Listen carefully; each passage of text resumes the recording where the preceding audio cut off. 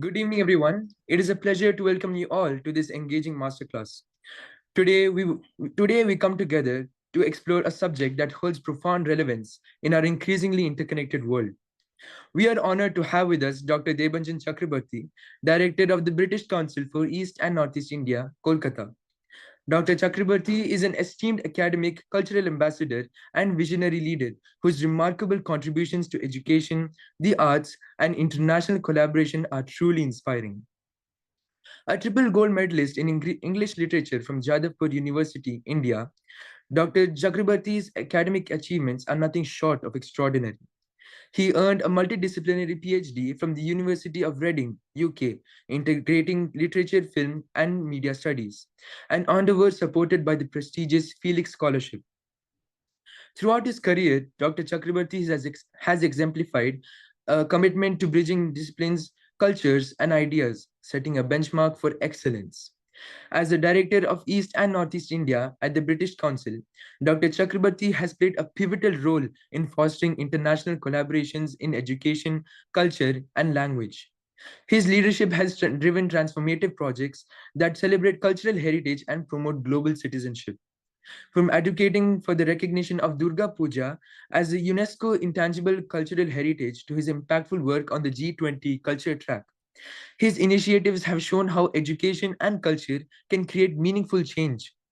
The insights he will share with us today promise to be both enlightening and inspiring. It is both in our increasingly diverse world, understanding and appreciating cultural differences is not just important, it is essential. This session will explore practical ways to embrace diversity and use it as a tool for expanding personal and collective horizons. It is both a privilege and an honor to have Dr. Chakrabarti with us today to share his ideas and practices on promoting cultural exchange. Welcome, sir, and welcome to all of you to what promises to be an insightful and inspiring masterclass. Over to you, sir. Thank you so very much for that very generous introduction. You're Um, welcome, sir. and a very big thanks to Blood World for thinking of the British Council and for inviting me to this event, the Third World Teen Parliament. When Divya explained the concept to me and the event and how it takes place, I was immediately taken back to my own teenage years, 40 years back. Uh, but before that, I just wanted to touch upon the background that you can see. I'm seated in the British Council Library here in Calcutta, in India. And I have this incredible privilege of walking into work through this world of books and learning and education. I was talking about my own teenage years. I was in a boarding school when I was in my teens, uh, and no one had heard of anything called the internet back then. There was, of course, no email or social media. A video conference like the one we are in now, where we can see each other and talk to each other, this was mostly the stuff of science fiction back then. From my boarding school, I wrote letters home in longhand in a fountain pen to my parents, to my granny, and to an imaginary girlfriend. Well, the girl was real, but the girlfriend bit was all my imagination. But all I was interested in, like really, really interested in, was sports. Indeed, to even to this day, I think of myself as a failed sportsman. As the English romantic poet William Wordsworth put it, bliss it was in that dawn to be alive, but to be young was very heaven. So, in some ways, we actually never cease to be teenagers. That's the point of that quote from William Wordsworth. But let's fast forward to the present, shall we? And can we have the second slide even as we talk? So, exactly a fortnight ago, on 1st December, I was in Kohima, the capital of Nagaland, in the far eastern corner of India. which borders Myanmar on one side. Every December, the town of Kohima hosts one of the largest festivals in the world that celebrate indigenous people and their culture and their languages and their music. It is called Hornbill Festival after the state bird of that province. Do look up Nagaland and Hornbill Festival on that thing you call internet that you can instantly access on your phones now.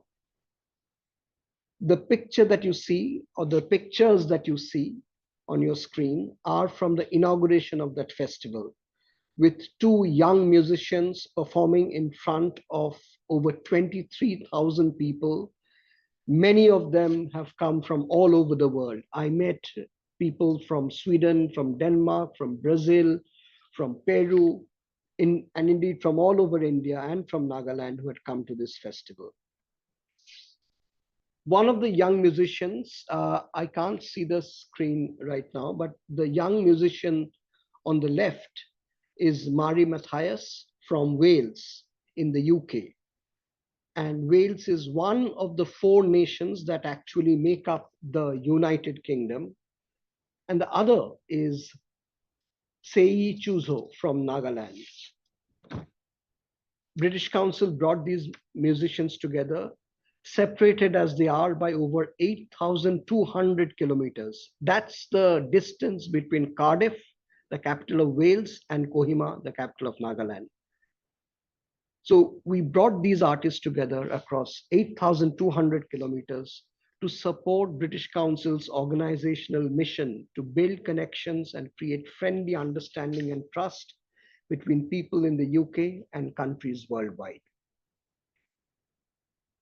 Mary and Seye sing in their own languages. Welsh in the case of Mari, and Chakisang tribe's language for Seye. They had met up for the first time in their lives just a few days before they performed in front of the world, as it were. The very fact that they were able to connect and then sweep the audience off their feet with a stunning performance is a tribute to the power of culture to bridge divides and actually find strength from diversity. Today, we live in a world that has often been characterized through four capital letters: VUCA, VUCA, standing for violent, uncertain, complex, and ambiguous. British Council originated 90 years ago, and it's another great coincidence that we celebrated British Council's anniversary early this December. We were born 90 years ago in a dangerous and uncertain world of the 1930s.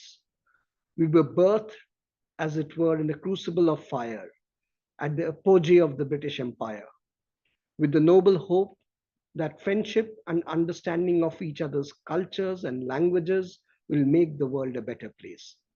90 years hence, we find ourselves in a world that appears not too dissimilar, with violence and contesting ideologies of hatred stalking our world, abetted by a feral social media. Today, the British Council works in 200 countries with people on the ground in 100, India being one of them, reaching over 600 million people across the world and connecting them with the UK's art and culture, education, and the English language. I gave one example of how British Council uses the power of culture to transcend distances and divides, and how diversity can bring people together through arts and culture.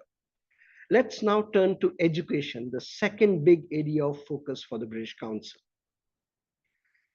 British Council creates opportunities for students from all over the world to access the UK's outstanding education system.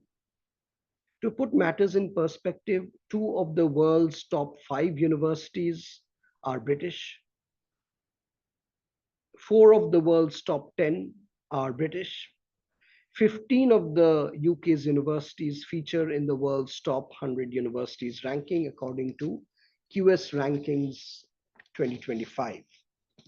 And given how small the UK is, it does punch way above its weight in quality in higher education.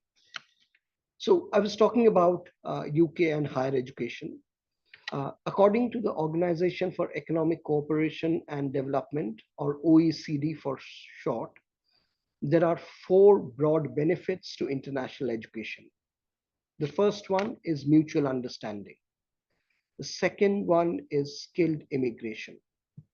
The third one is around economic benefit or prosperity of host communities and countries. And the fourth one, the final one, is capacity building of countries that um, send their students to study in other universities. Having had the privilege of studying in the UK, I can vouch for all of the above. But let me dwell a little bit on the first one, on mutual understanding a little bit. In India, I was very lucky to have attended some of the finest schools and universities before I went for my PhD to a British university. Indian education system provided a fantastic foundation for me to then benefit the most from studying internationally. The interesting thing about the UK is that the world comes to study in the UK.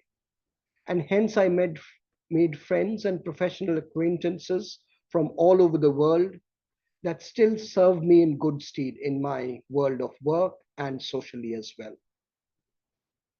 Most UK universities have fantastic campuses with outstanding cultural and sporting facilities. And as a sports and culture fanatic, I spent a lot of time playing tennis and cricket and watching plays at the Old Vic in London or and films at my university's fantastic auditorium. I watched Wimbledon, tennis at Wimbledon, cricket at Lords. I almost overdid that cultural immersion of sports and films. And I had to promise my PhD supervisor that I would work at least 12 hours through the dark winter months to make up for the time I spent playing sports in England's seemingly endless summers. And I could access all that international opportunity and international education in the UK largely because I was fortunate to have a decent command of the English language, which is the third area of expertise for British Council worldwide.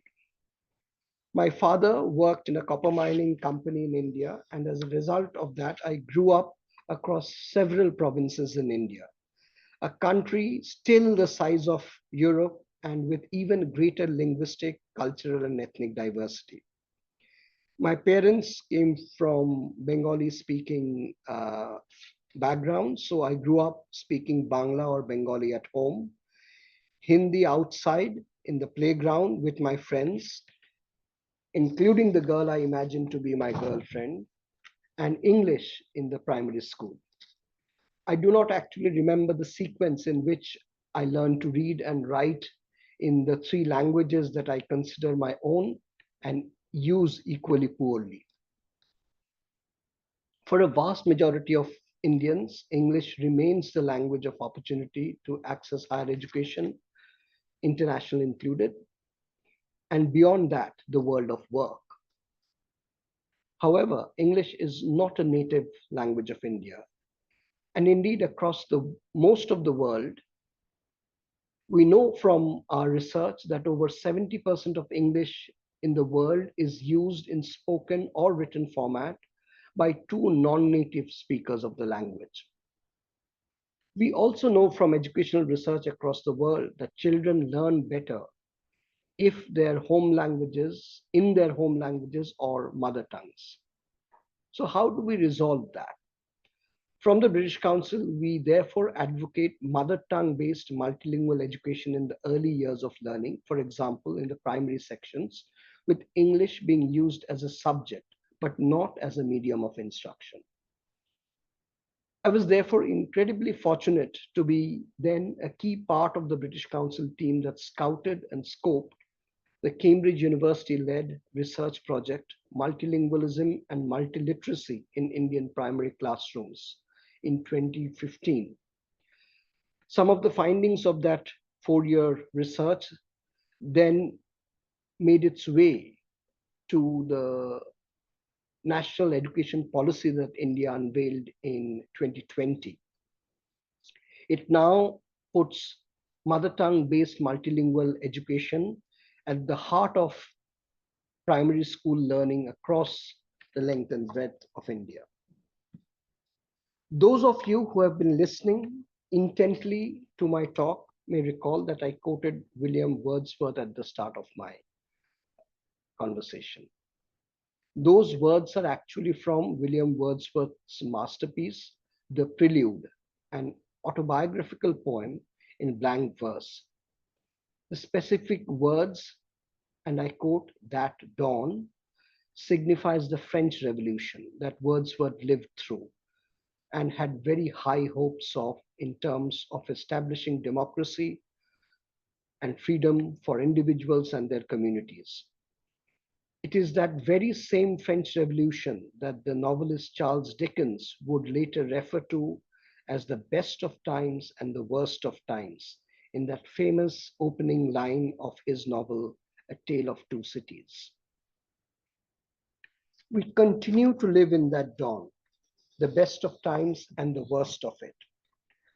And it is through the power of culture, of language, and education that we shall overcome the many crises we see unfold all around us.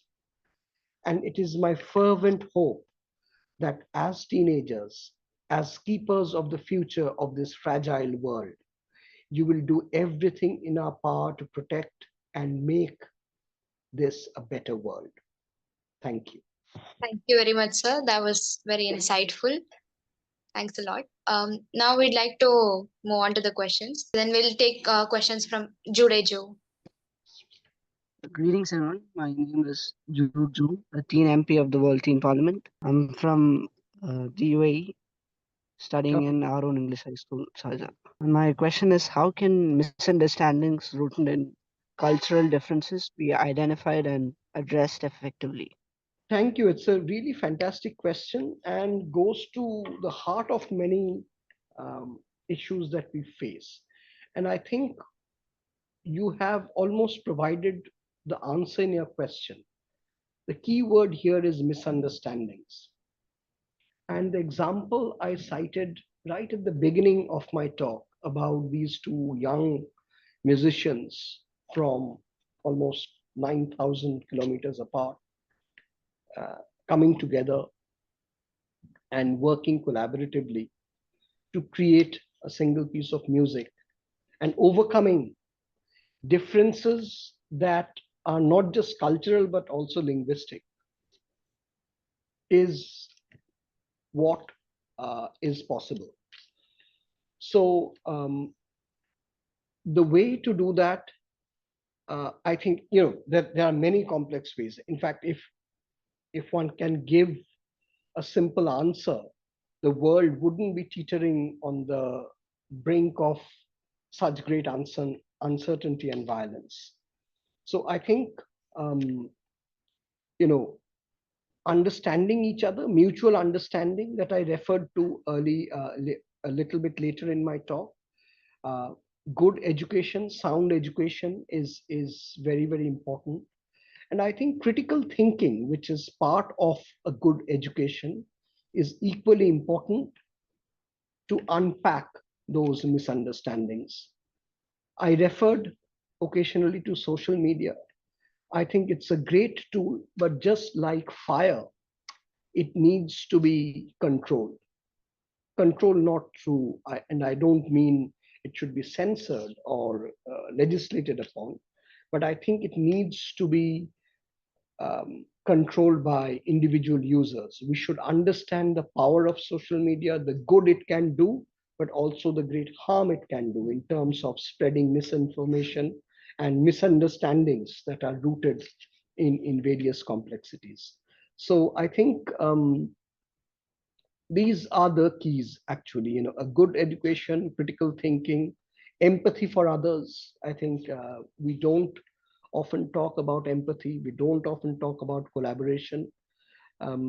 one of the things I often say is that we are not in especially in most education systems across the world, in school especially, we are not taught to collaborate with each other. We are only taught to compete with our peers, and that, I think, does a great deal of harm in the long run, because once you step out of the world of school, and especially out of the world of education, once you step into the world of work, the primary job is to collaborate with one another. It's not to compete in teams. So I think those kind of values and behaviors are very, very important for um, uh, in order to address cultural differences and accept cultural differences. I think very often we think that um, everyone should be like us, but that is the most boring thing to happen. If everyone, we were all exactly looked and spoke uh, the same way, we wouldn't have any variety in our culture, in terms of our literature, in terms of films, sports, anything that you can think of. We will all be the same. So diversity and difference is what makes us human. And we really need to understand that and use the tools that good education give us to then uh, spread it within our families, our communities, our nations, and then across the world. Thank you. Thank you, sir. I think that was a very well answered question. He did understand it. Next, we'd like to take the question from Arisa Fatima. Arisa Fatima from class 9. I'm from India, Telangana, Hyderabad. So my question to you, sir, is how can teenagers effectively contribute to cross-cultural collaborations in their local communities? What a great question. I think I probably answered a little bit of that earlier. So I think um,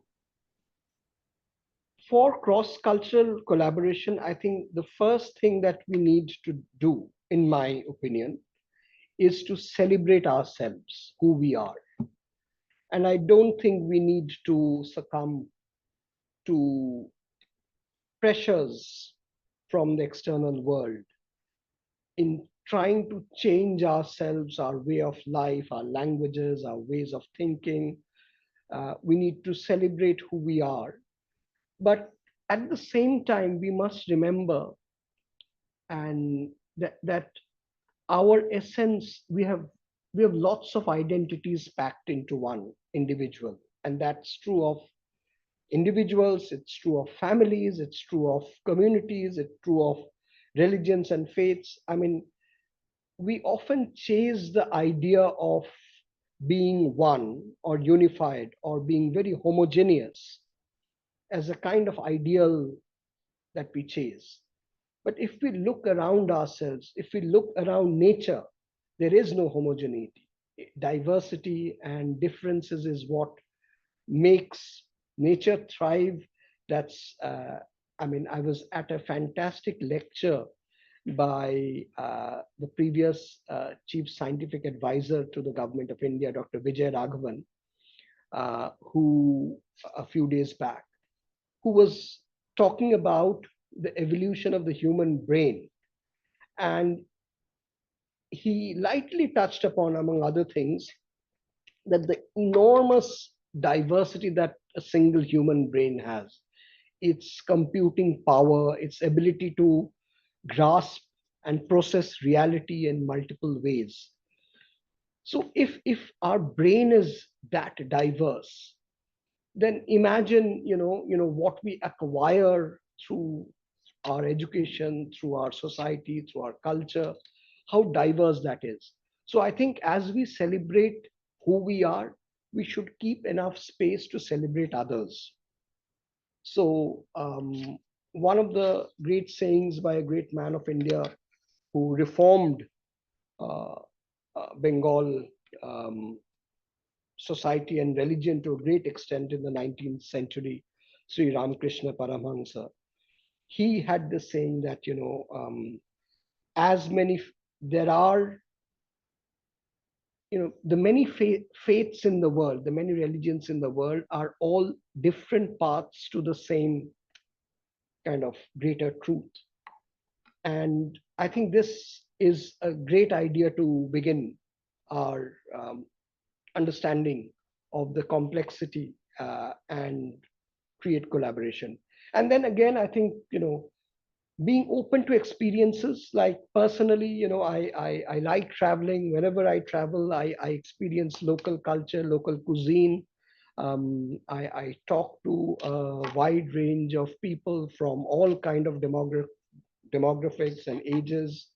So, and continuously learn. And I think keeping your learning switch on, uh, keeping yourself curious, and I think curiosity is another great thing that good education gives you, to remain curious about yourself, about others around you, about the community, about communities around you, your country, and others, your neighbors, and then the rest of the world.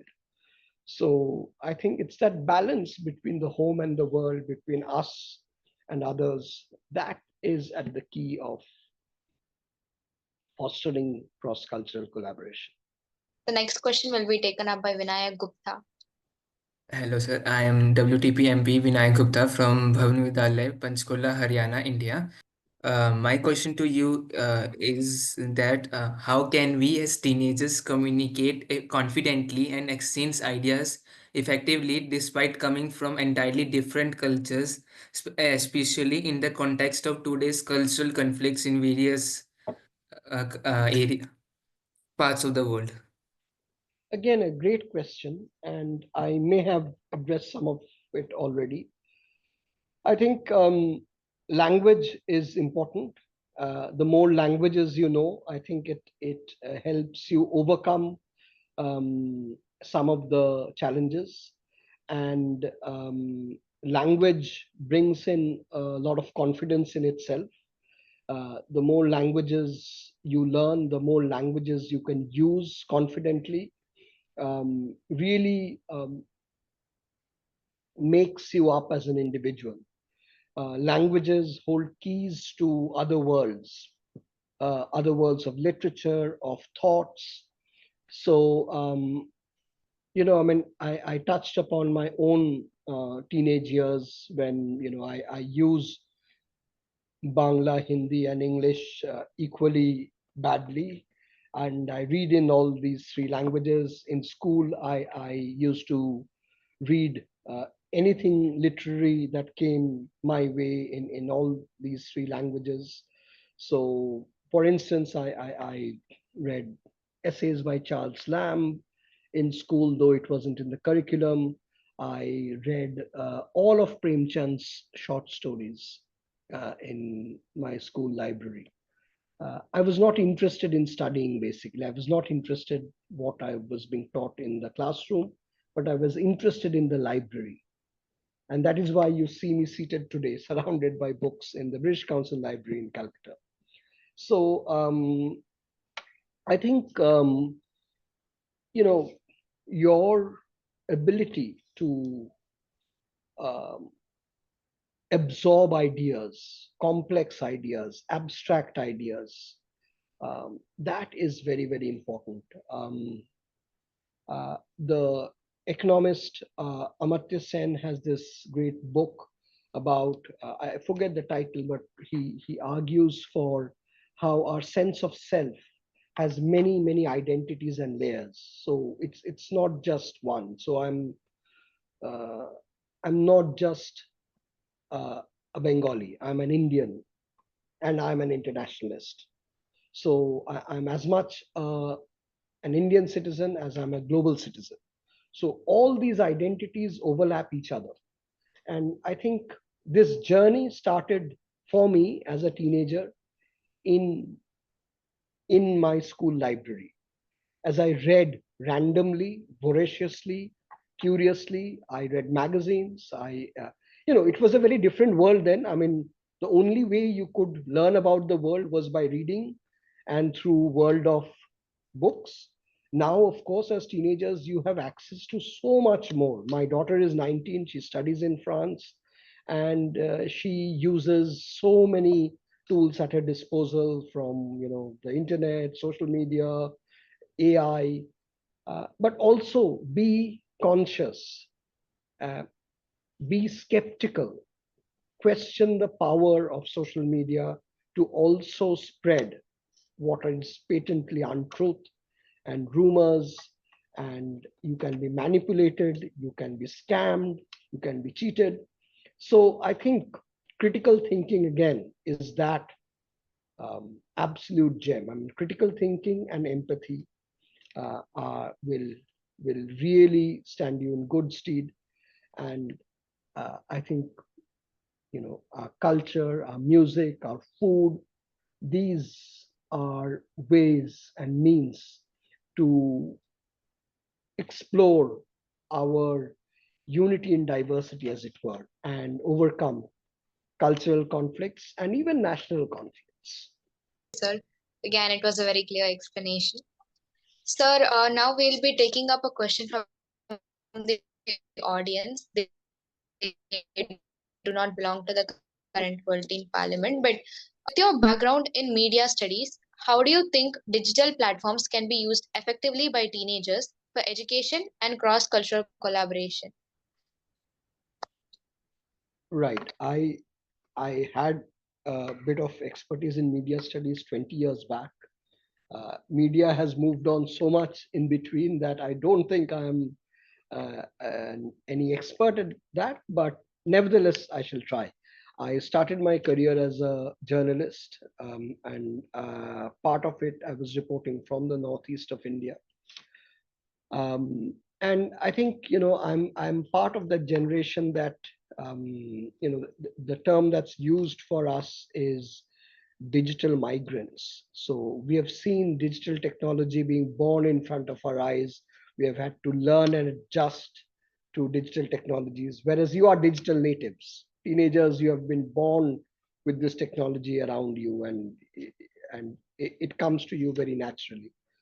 So what is my generation's disadvantage is also a kind of advantage, I think, because we have a knowledge of the world that's pre-digital technology and digital platforms, and we see how it's now. And I think it's a very, very interestingly different world. In digital platforms and digital technology, the idea of the editor is virtually non-existent. So there is no filter. So there is no arbitrator of facts, of taste, of any kind of parameter that can sift or arrange information in terms of its hierarchy. And I think the situation is being made even more complex with the arrival of artificial intelligence, and which is fantastic in many ways. I really love using artificial intelligence for research, for writing, but I think I keep telling myself that I am the master here and I'm using AI as a tool. And I think the same thing applies to digital technology and digital platforms as a whole, that it cannot, at least even as we speak at this point of time, it cannot or should not replace human intelligence. But most importantly, it should not replace human conscience. It should not replace human values and human ethics. So I am, I again fall back on my skepticism. So everything that's there written in a WhatsApp message or on Facebook or on social or on Instagram is not the gospel truth. I think we should have it in us to probe deeper into layers and layers to find out um, what can only be an approximation of the truth. So I think uh,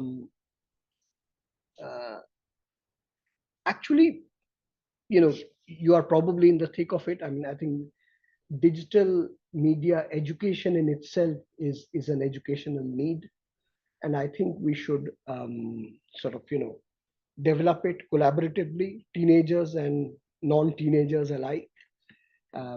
So it is a challenge. Digital media is a challenge. It is a, again, the fire analogy keeps coming to my mind. It's a great boon and a curse. So we need to live with it. I mean, once you invent the fire, you can't uninvent it. So digital media is not going to go away. It cannot be legislated the way we are used to legislation and governance. It is pan-national. It is international. It doesn't obey any borders. So and there are layers and layers to it. There are real-world experts who you have greater access to. And in all humility, I'll say that look up people who are real experts at this point of time in that subject. Thank you, sir. That was actually a very clear view. I think even I got that doubt cleared. How we can, like, take in the advantages and disadvantages, and then we see it. Well, sir, the next question, it comes from me. I'm an MP. My name is Dhanya KH. I'm studying in grade 10 in Chennai, India. So my question is that how can we empower the youth to work in diverse teams when addressing conflicts like inequality with cultural diplomacy and technology with support from the British Council? Thank you, Danya. What a fantastic question that is. I think, in the British Council, let me just sort of answer the last part of the question first. In the British Council, we celebrate equality, diversity, and inclusion. And there's a typical corporate acronym for it called EDI. And, various organizations use the same words in different sequence. So it is EDI for us, it's DEI for others. But I think it's not just a tick in the box exercise as far as the British Council is concerned. So equality of gender is absolute of paramount importance. We believe sincerely in the equality of love as a human right. So British Council hosts the world's largest LGBTQIA film online film festival in partnership with British Film Institute. And every year it's available free for 10 days. And there's a package of short films on the theme. In British Council India, our workforce, I mean, I'm very, very proud that nearly 70% of our workforce across India are women. So we are one of those rare big organizations who have more women than men working for us. Our country director who has spoken to you is a woman. Currently, the British ambassador to India, the British High Commissioner to India is a woman. She's the first woman British High Commissioner to India. So the UK as a country and the British Council as its education and cultural relations wing, we live our values of equality, diversity, and inclusion. I'm an Indian, I'm not British, yet I'm part of British Council's India leadership team and its management board. There are several of us. I mean, the British Council's management worldwide has many, many people from all over the world, and they are not all British, they are not all white. So I think that is at one level. At another level, I absolutely and passionately believe that diversity and inclusion makes us better as an organization. So we can think differently, we can think more complexly, because our colleagues across the world, across India, even here sitting in our Calcutta office, we have people from all over India working for us. And they bring with them very different knowledge, very different lived experience, very different cultures, languages. And that makes our collective thinking not more complex and uh, and refined than it would have been had we been a largely homogeneous organization. So I think diversity in teams really, really matter. And it really should be a catalyst for collaboration. So if we don't have people who are unlike us, we are not opening enough windows in our minds and in our hearts, and be a better version of ourselves. Thank you so much, sir. That actually cleared all my doubts. Thanks a lot. So now it is followed up by an audience question. Uh, how can the arts and cultural programs be integrated into schools curriculums to enhance students' creative and critical thinking skills? Again, thank you, whoever asked that question. Fantastic question. I think arts and culture have a very, very important role to play in education systems all over the world, but particularly in India.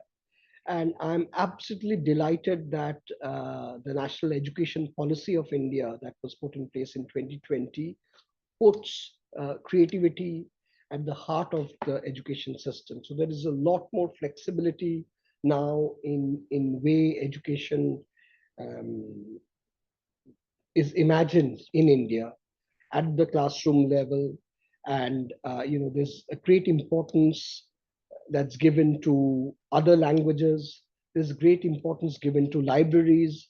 There's a great importance given to sports. So I think all of that uh, are coming together in a way that we should all really be very proud of and celebrate. And again, falling back on my own experience of being in school, when it was a very different world then, I was very much expected, because I was sent to a really well-known aspirational boarding school. My middle-class parents really wanted me to be a doctor or an engineer or at least a chartered accountant. And if all else failed, could I please try to be a lawyer, was my dad's fervent plea. But the thing is, I never wanted to be any of those. I wanted to study literature and be good at what I felt pretty early on was my own strength.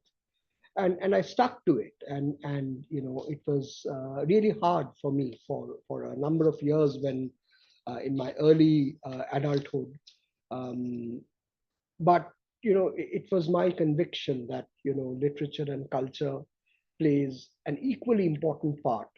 So now, when because I went to this school which has a big large old boys network, many many of my classmates are very, very successful in the arena of IT,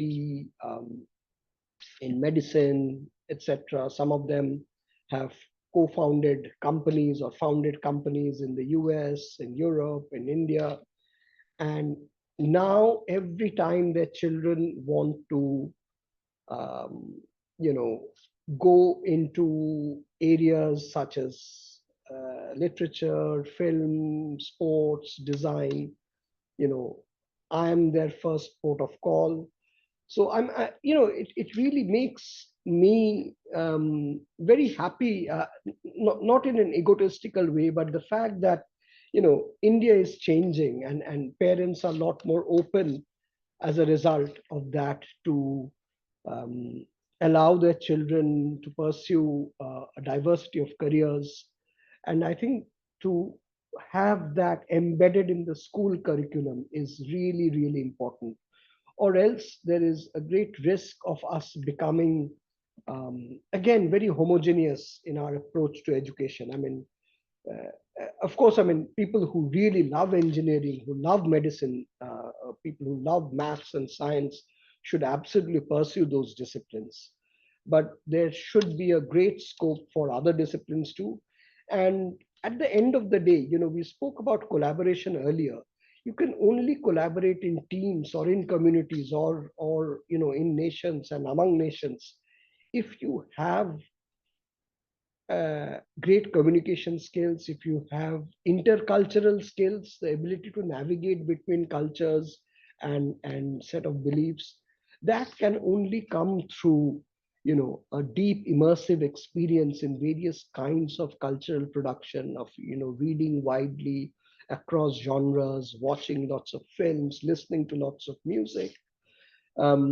So I think that is what makes us essentially human. I mean, humans are one of the few species on Earth. I mean, there are some other primates alongside us who have what can be defined as culture. Yes, I think that makes perfect sense the way you address the question. And yeah, it is quite like noticeable that nowadays we find parents allowing us to take a diverse path of careers. So yeah, that's a positive change. Thank you, sir. So the next question, it is also coming from it's an audience question. Uh, so what initiatives or opportunities does the British Council offer for teenagers to engage with global learning and cultural exchange programs?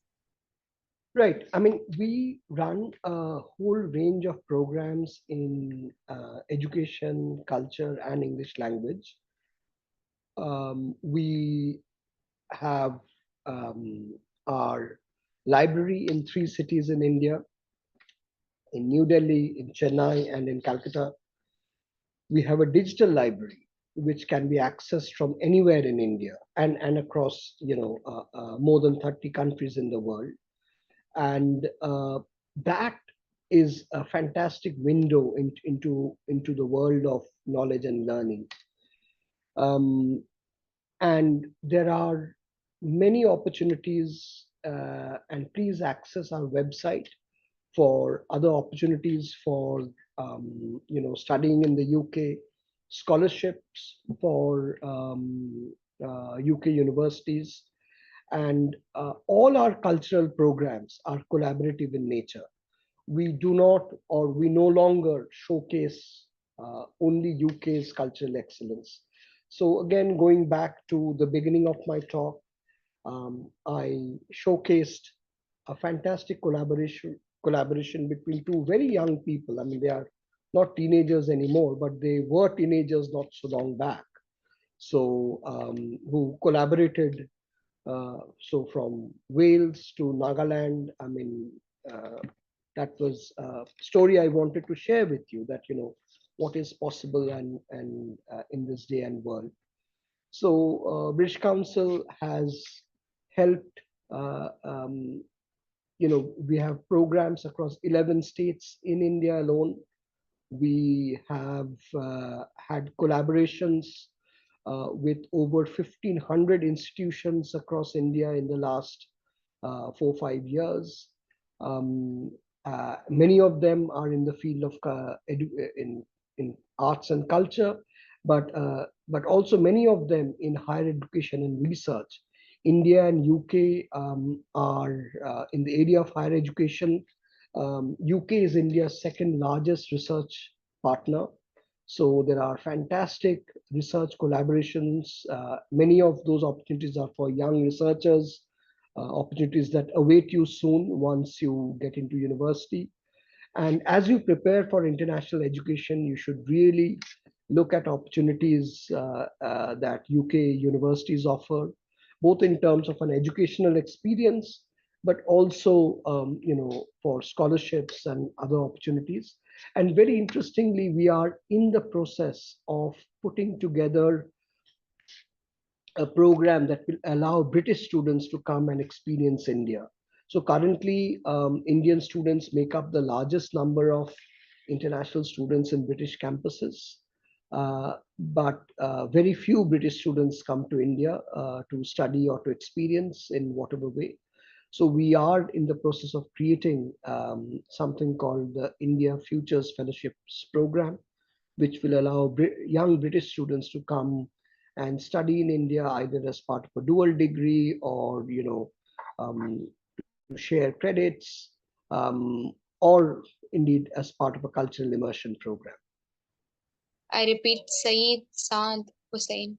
First of all, a warm welcome, sir. I'm Saad Hussain, an MP at the Third World in Parliament from MS Education Academy, Hyderabad, Telangana, India.